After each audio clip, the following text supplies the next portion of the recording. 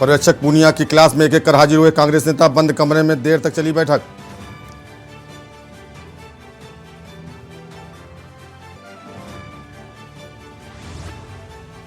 प्रदेश में 5 जिलों में बनेंगे सघन फसलों के सैटेलाइट केंद्र, किसानों को मिलेगी तकनीकी जानकारी।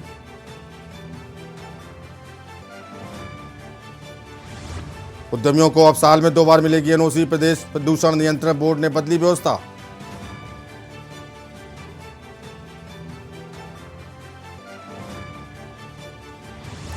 पैदल यात्रा करने वाले साधु संतों का ऑफलाइन पंजीकरण शुरू, 4 धाम यात्रा में सभी के लिए पंजीकरण अनिवार्य।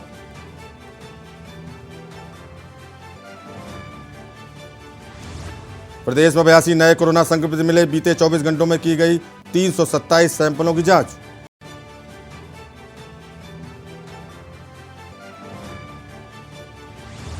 और अप्रैल में गर्मी ने तोड़ा 7 साल का रिकॉर्ड, 36 डिग्री तक पहुंचा पारा।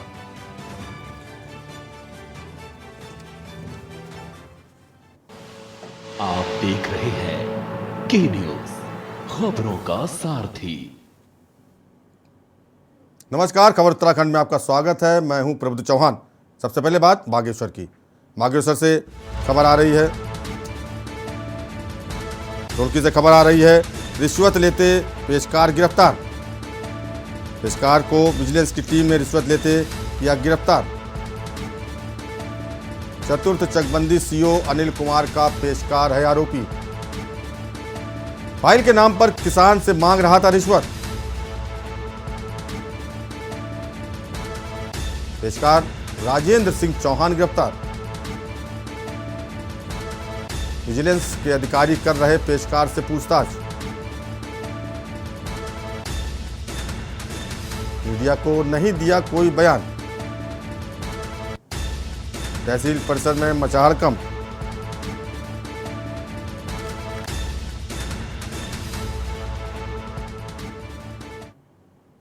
खबर बागेश्वर से है, कांडा क्षेत्र से खबर आ रही है। बागेश्वर के कांडा क्षेत्र से खबर है।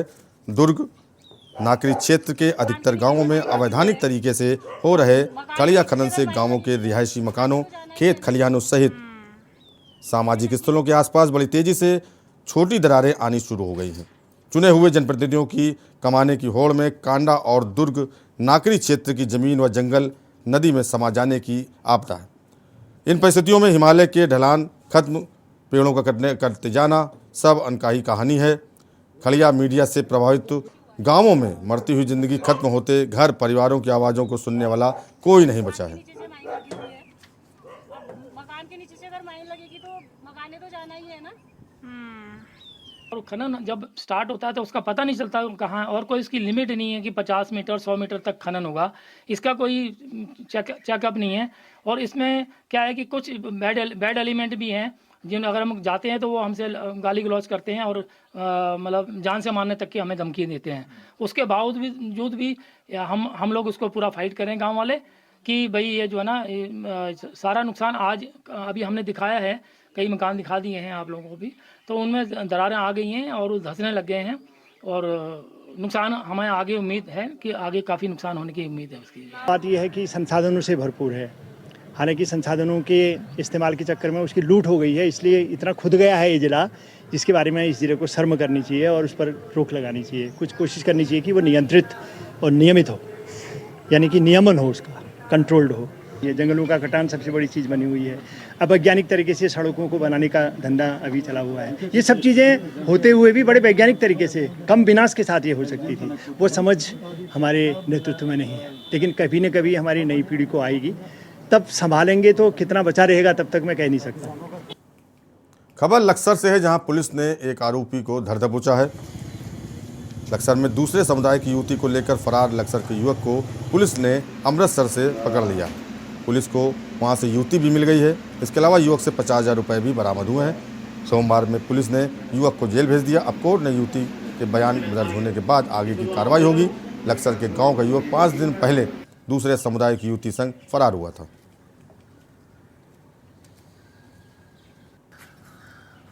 इसमें ये 2 दिन पहले ही ग्राम बाड़ी टीम से एक युवती का जाना प्रकाश में आया था और जो एफआईआर मिली थी उसके हिसाब से एक उसी गांव का लड़का फरमान उसके द्वारा उस लड़की को ले जाना प्रकाश में आया था और हमने तत्काल जो है मौके पे पुलिस टीम में लगाकर उसकी बरामदगी काफ़ी प्रयास किए और कल रात को जो है वो लड़की लड़के के साथ अमृतसर से बरामद करी गई। और साथ ही साथ ये भी प्रकाश में आया कि जो लड़का है वो फर्जी रवाने बनाने का काम करता था, जो उसके दूसरे मोबाइल से बरामद हुए हैं। तो उसमें 420 की भी धाराएं बढ़ा के उसे आज माननीय न्यायालय में पेश किया जा रहा है।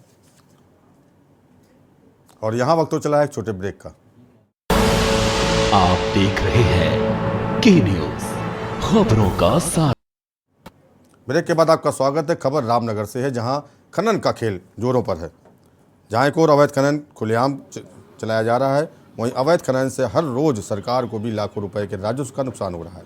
लेकिन अवैध खनन रोकने को लेकर सरकार और विभाग के प्रयास पूरी तरह विफल साबित हो रहे हैं। तो वहीं माफियाओं के खिलाफ कठोर कार्रवाई न होने के चलते उनके हौसले भी बुलंद हैं। तराई पश्चिमी वन प्रभाग की रामनगर में तैनात महिला वन दरोगा सोनी शर्मा ने कोतवाली पुलिस को तहरीर देते हुए बताया कि ग्राम छोई क्षेत्र में स्थित नदी से अवैध खनन को लेकर अधिकारियों के निर्देश पर खाई खोदने का काम किया गया। इस मामले में आरोपियों के खिलाफ मुकदमा दर्ज कर जांच शुरू कर दी गई है।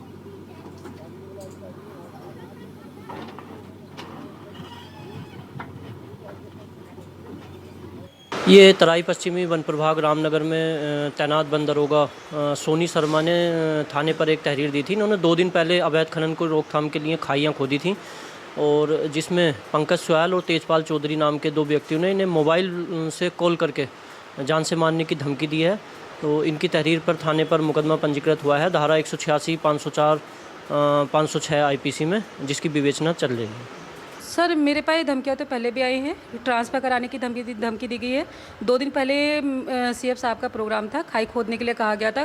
खनन माफियाओं के द्वारा जो वहाँ पे अवैध खनन चल रहा था, उसके लिए धमकी दी गई कि जो अगर आपने रास्ता मैंने खाई खोदी तो खाई पाटने के लिए मुझसे कहा गया कि अगर आप खाई नहीं पाटते हैं तो ऐसा है, आप किसी वाहन के नीचे जो दुर्घटनाएँ घटती रहती हैं कोसी में, तो वो आपके साथ भी हो सकती है।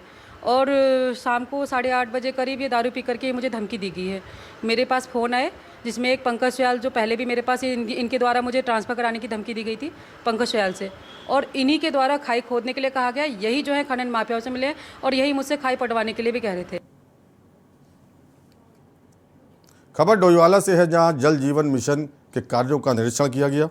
डोईवाला ब्लॉक की ग्राम पंचायत के दुधली में जल जीवन मिशन के तहत बनी योजना का स्थलीय निरीक्षण करने आज भारत सरकार की एडिशनल डिप्टी नियंत्रक जनरल संध्या शुक्ला, प्रबंधन यादव IAS और नीतीश झा, सचिव पेयजल एवं स्वच्छता अभियान उत्तराखंड सरकार ने किया।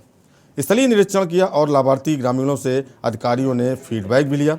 वहीं लाभार्थी ग्रामीणों ने बताया कि जब से जल जीवन मिशन की योजना के तहत हर घर नल हर घर जल की योजना से जोड़ा गया है, तब से हमारे घर और गाँव में भरपूर मात्रा में पीने का स्वच्छ पानी उपलब्ध है।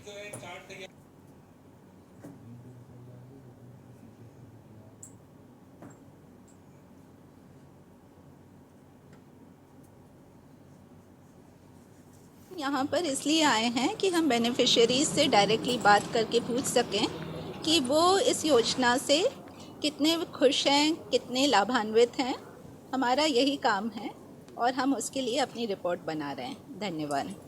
जब से जल जीवन मिशन की योजना हमारे यहाँ आई है तो बहुत ज़्यादा बदलाव हुआ है। क्या होता था, पहले पानी जो है बहुत कम टाइम के लिए आता था, सुबह शाम आता था, लेकिन आधे घंटे के लिए ही आता था। और अब जब से ये जल जीवन मिशन के तहत जो पानी की योजना आई है, इसमें पानी जो है हमारे बहुत देर तक आता है, काफ़ी देर तक आता है और ज़्यादा आता है। इससे क्या होता है, हमारी समस्याएं जो है कम हुई है। पहले गर्मियों में पानी बहुत कम आता था, कभी कभी तो आता ही नहीं था, हमें टैंकर मंगवाने पड़ते थे, ये प्रधान जी को बोलकर या कभी जो हमारे यहाँ जिला पंचायत सदस्य उनसे बोलकर कि हमारे यहाँ पानी नहीं आ रहा है, 4-5 दिन हो गए हैं, तो आप टैंकर भेजिए जिससे कि हमारी समस्या खत्म होए। लेकिन अब जो है 2-3 सालों से, जब से जल जीवन मिशन के तहत जब सबके यहाँ नल लगे हैं और पानी जो है वो बहुत ज़्यादा आ रहा है। अभी हमारा ये सबसे महत्वपूर्ण साल, आप लोग जानते हैं, हमारी 15,000 गाँव में से आज की तारीख में हम लोग लगभग 1000 गाँव ऐसे हैं जिसमें हमने सारे काम ख़त्म कर लिए हैं। 115 के करीब सर्टिफाइड है, बाकी गाँव में सर्टिफिकेशन का प्रोसेस चल रहा है। बट जो शेष अभी भी 14,000 गांव ऐसे हैं जिसमें कि काम हमारा चल रहा है।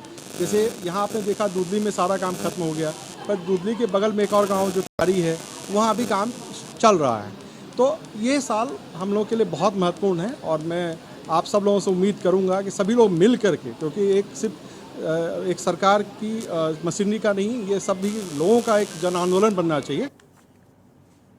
खबर देहरादून से है, जहां कांग्रेस के प्रदेश उपाध्यक्ष का बयान आया है।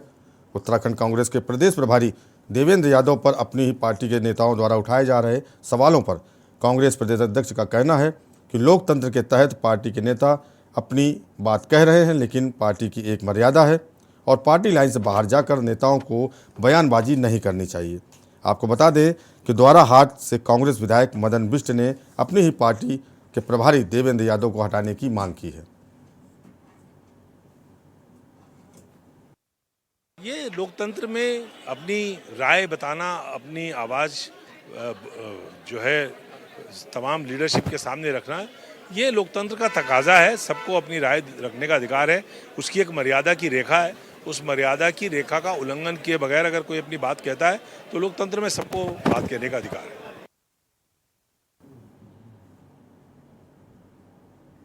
खबर देहरादून से, जहां कांग्रेस के केंद्रीय पर्यवेक्षक PL पुनिया पहुंचे हैं।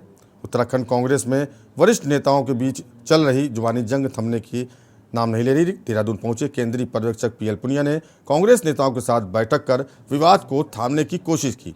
वहीं इस मामले में बीजेपी ने चुटकी ली है। बीजेपी के प्रदेश मीडिया प्रभारी मनवीर चौहान का कहना है कि उत्तराखंड कांग्रेस में बवाल कभी शांत नहीं हो सकता। राज्य गठन के बाद से अब तक उत्तराखंड कांग्रेस के नेताओं ने चाहे सत्ता में हो या फिर विपक्ष में कभी अपनी जिम्मेदारियों को पूरा नहीं किया।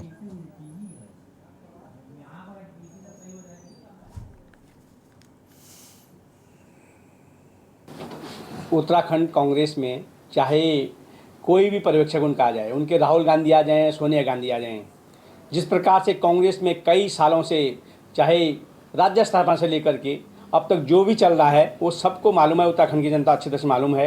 कांग्रेस जब सरकार में रहती है तब भी उनके क्या हाल थे और जब वो विपक्ष में है तब भी उनके क्या हाल हैं, सब देख रहे हैं। क्योंकि कांग्रेस की जो उनकी नैतिक जिम्मेदारी इस समय विपक्ष में जनता के मांग को उठाने की है, उसको न उठा करके वो आपस में लड़ते झगड़ते रहते हैं। लेकिन वो चाहे कितने भी परीक्षण के आए, उससे कुछ होने वाला नहीं। आगामी 2024 में दोबारा कांग्रेस को पूरा प्रदेश के अंदर पता साफ होने वाला है। और यहाँ वक्त तो चला है एक छोटे ब्रेक का। खबर हल्द्वानी से है, जहाँ पेयजल के लिए हाहाकार मचा हुआ है। शहर में पेयजल किल्लत को लेकर एक बार फिर हाहाकार मच गया है। वहीं रमजान का महीना होने के बाद भी शहर के कई इलाकों में भारी पेयजल किल्लत हो रही है, जिससे आक्रोशित सैकड़ों महिलाएं और स्थानीय लोगों ने जल संस्थान कार्यालय पहुंचकर जमकर हंगामा काटा। इस दौरान महिलाओं की अधिकारियों से तीखी नोकझोंक भी हुई। हंगामा बढ़ता देख मौके पर पुलिस फोर्स भी बुलाई गई। आक्रोशित महिलाओं का कहना है कि उनके क्षेत्रों में लंबे समय से पेयजल किल्लत चल रही है, बावजूद इसके जल संस्थान के अधिकारी कोई ध्यान नहीं दे रहे। उनके द्वारा कई बार शिकायत करने के बावजूद अब तक पेयजल व्यवस्था सुचारू नहीं की गई है। उन्होंने चेतावनी देते हुए कहा कि जल्द से जल्द पेयजल सप्लाई सुचारू नहीं हुई तो वो लोग जल संस्थान कार्यालय में तालाबंदी कर धरना देंगे।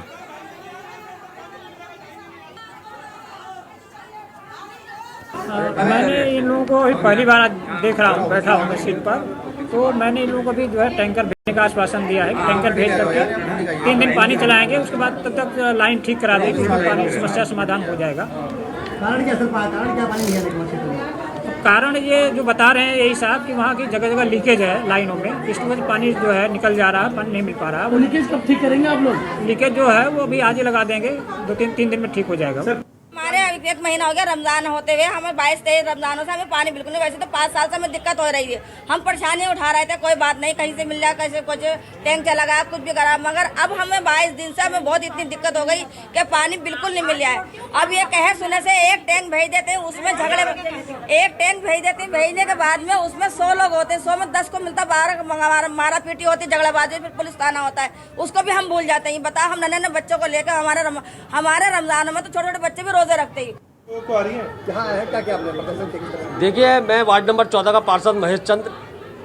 मेरे वार्ड में इस समय काफ़ी मात्रा में काफ़ी जगहों में पानी नहीं आ रहा है। जैसे कि गोला गेट में बिल्कुल पानी की कई सालों से दिक्कत है, जो इस समस्या के लिए हम बार बार यहाँ मौखिक कह चुके हैं और लिखित तौर पर ही दे चुके हैं। इनको कह भी चुके थे कि अगर ये काम पानी जल्दी आपने समाधान नहीं करा तो हम यहाँ पे धरना देंगे, आपका घेराव करेंगे।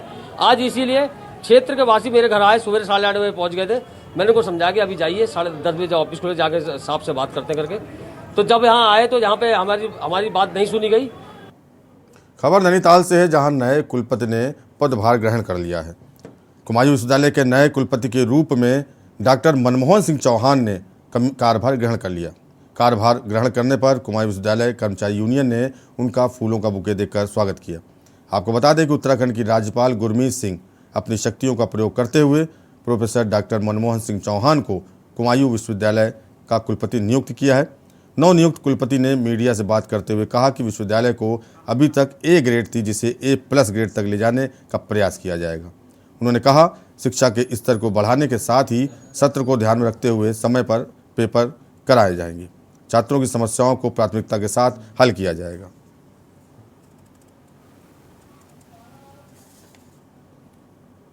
तो हमारा पहला काम ये रहेगा कि जो टीचिंग का जो हमारा तौर तरीका है उसको हम सिस्टमटाइज करें,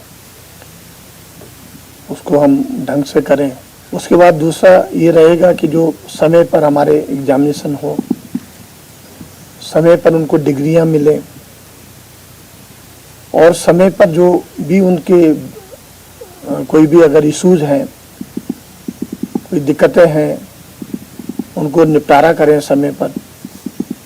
और छात्रों का, क्योंकि छात्रों का जीवन इसी विश्वविद्यालय से बनता है, तो हम टीचिंग में जो कहीं पर ढिलाई है उसको हम ठीक करें। खबर नैनीताल से है, जहां कोर्ट ने अतिक्रमण को संज्ञान में लिया है।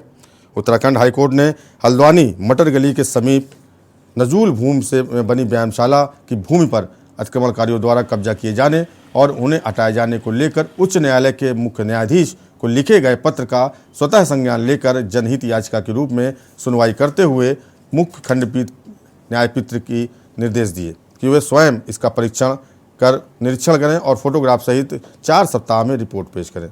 वहीं सुनवाई पर जिलाधिकारी के द्वारा पेश शपथ पत्र पर न्यायमित्र ने इस पर आपत्ति जाहिर की, जिसमें कहा गया है कि शपथ पत्र में दुकानें हटाने का जिक्र किया है, परंतु स्वराज आश्रम व होटल के बारे में कोई जिक्र नहीं है, इसलिए इसकी फिर से जांच कराई जाए।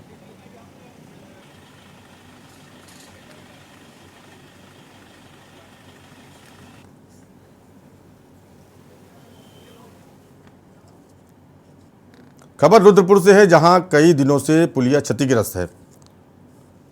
गुरु नानक स्कूल के सामने निर्मित पुलिया के मात्र 6 माह में ही क्षतिग्रस्त होने से नगर निगम सवालों के घेरे में आ गया है। कांग्रेस पार्षद मोहन सिंह खेड़ा ने निगम प्रशासन पर भ्रष्टाचार कराने का आरोप लगाया है। उनका आरोप है कि निगम प्रशासन निर्माण कार्यों के केवल मात्र बिल बना रहा है, जबकि धरातल पर काम के नाम पर खाना पूर्ति की जा रही है। आपको बता दें कि काशीपुर बाईपास रोड स्थित गुरु नानक स्कूल के सामने नगर निगम प्रशासन के द्वारा 6 माह पहले एक पुलिया का निर्माण कराया गया था, जिसकी लागत 16 लाख रुपए बताई जा रही है, लेकिन निर्माण के 6 महीनों के भीतर ही पुलिया क्षतिग्रस्त हो गई। इस पर भूरा रानी पार्षद मोहन खेड़ा ने भ्रष्टाचार का आरोप लगाते हुए मोर्चा खोल दिया। उन्होंने ऐसे निर्माण कार्यों की जांच कराने की मांग की है। मोहन ने निगम को नरक निगम और मेयर को महाभ्रष्ट व्यक्ति करार दिया है।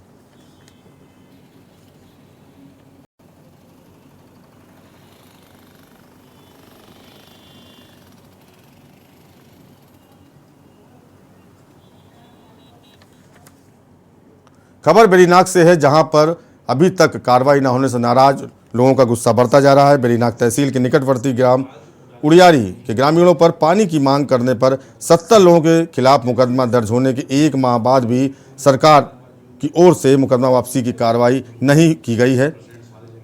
दर्जा प्राप्त राज्य मंत्री खजान गुड्डू ने भाजपा सरकार और स्थानीय भाजपा के जनप्रतिनिधियों पर जमकर आरोप लगाए। उन्होंने कहा कि ग्रामीणों को भाजपा की सरकार पानी देने के बदले जेल भेज रही है। कांग्रेस पूरे प्रदेश में भाजपा सरकार के खिलाफ सड़कों पर उतरकर आंदोलन करेगी। आपको बता दें कि उड़ियारी गांव पिछले 1 दशक से पानी की गंभीर परेशानियों से जूझ रहा है। पूर्व निर्धारित कार्यक्रम के तहत 12 मार्च को गांव में ग्रामीणों ने पेयजल की मांग को लेकर धरना प्रदर्शन और सांकेतिक चक्काजाम किया था, जिस पर पुलिस ने 70 ग्रामीणों के खिलाफ विभिन्न धाराओं में मुकदमा दर्ज किया। वहीं ग्रामीणों ने पूर्व लोकसभा चुनाव के बहिष्कार तक की धमकी दे दी है। पानी की किल्लत थी, जो सरकार कहती है कि पानी हर घर घर पहुंचना चाहिए और कई योजनाएं चला रही कह रही है, सब बकवास है। और मैं मानता हूं कि 0% भी अभी तक विधानसभा गंगोली हाट में कोई कार्य नहीं हुआ। और जबकि पानी की बात करने पर ग्रामवासियों को जेल की सलाखों के पीछे डालने का कार्य इस बीजेपी सरकार ने किया और इसके खिलाफ हम जरूर धरना, प्रदर्शन, बवाल हर तरीके के वो करेंगे और अपनी जनता को न्याय दिलाएंगे। और उडारी बैंड में जितनी भी घटनाएं आज लोगों को हमारे धरना, प्रदर्शन, रोडों पर, सड़कों पर उतरना पड़ रहा है एक पानी जैसी चीज़ों के लिए, और हमें इस सरकार के खिलाफ हम बिल्कुल बयानबाजी और धरना प्रदर्शन और अपनी मांग को, अपनी जनता की मांग को, अपनी जनता के अधिकार को हम मांग के रहेंगे, इस सरकार से छीन के रहेंगे, ये हम वादा कर रहे हैं। और खबर उत्तराखंड में फिलहाल इतना ही।